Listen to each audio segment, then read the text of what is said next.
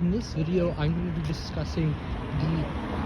exchange value of goods and services within synthetic markets that have these natural associated resources and sourcings of resources that provide integrity to exchange and transactions that are important for fair exchange within markets and economic systems that provide quantifiable values that convert qualia, or what it's like to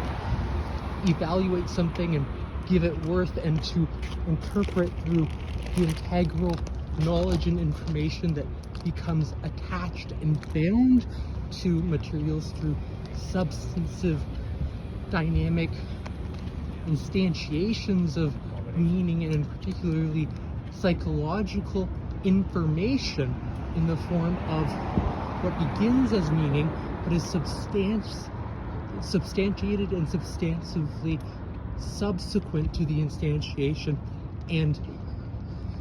fair establishment of a stable or universalizable concrete or solidifying quantity, such as, say, giving a acorn that is returned to, say, or submitted as a resource to an art supply and crafts store for a flat rate of 50 points would give that acorn a value that's integral and validated through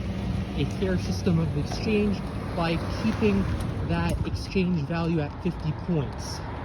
So every time you bring an acorn, so long as it meets the fixed criteria, you will be guaranteed